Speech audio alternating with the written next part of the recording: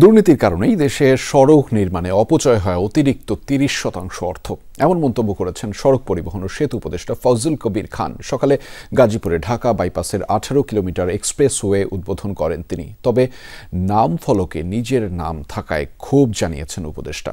পরে শুধু ফিতা কেটেই উদ্বোধনের আনুষ্ঠানিকতা শেষ করেন তিনি। এলএমই সার্টিফাইড বিশ্বসেরা কপারে তৈরি ওয়ালটন কেবলস, যা আপনার স্থাপনাকে রাখবে সব সময় নিরাপদ। গাজীপুরে খুলে দেয়া হলো ঢাকা বাইপাস এক্সপ্রেসওয়ে। প্রথম ধাপে উদ্বোধন হয়েছে ভোগড়া এলাকায় ১৮ কিলোমিটার অংশের। তবে ২ এবং ৩ চাকার যান চলাচল নিষিদ্ধ।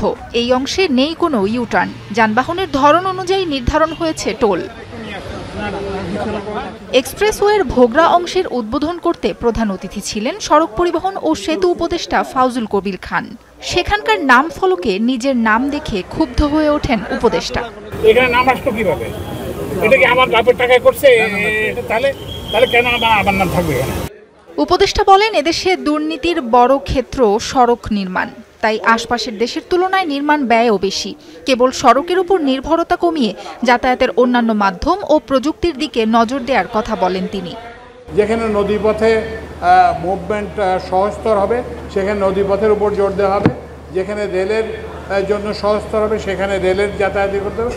কারণ এই শুধুমাত্র এই সড়কের উপর যে নির্ভরতা, এটা আমাদেরকে কমাতে হবে। বিদেশ নির্ভরতা থেকে মুক্তির তাগিদ দেন উপদেষ্টা।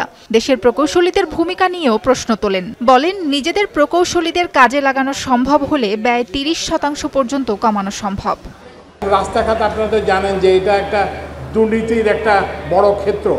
এই দুর্নীতি কমালে এবং এই যে আমাদের যারা প্রকৌশলী তারা যদি করেন, তাহলে এইটাকে ২০ থেকে ৩০% ব্যয়, রাস্তা নির্মাণের ব্যয় কমানো সম্ভব।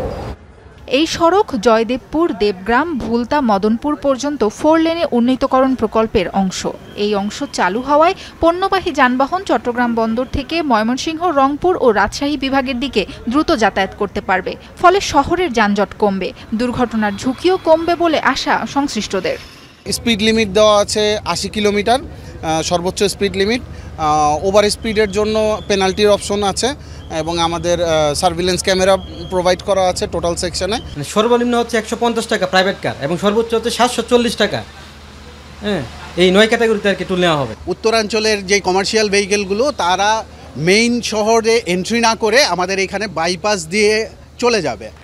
গাজীপুরের ভোগড়া থেকে নারায়ণগঞ্জের মদনপুর পর্যন্ত ঢাকা বাইপাস এক্সপ্রেসওয়েটি ৪৮ কিলোমিটার দীর্ঘ। নির্মাণ কাজ শুরু হয় ২০২২ সালের মে মাসে। ব্যয় ধরা হয় ৩৫০০ কোটি টাকা। এরই মধ্যে প্রকল্পের ৭৬% কাজ শেষ হয়েছে। পুরো এক্সপ্রেসওয়ে হস্তান্তরের সময়সীমা আগামী বছরের মাঝামাঝিতে। সাবরিনা লিজা, যমুনা নিউজ।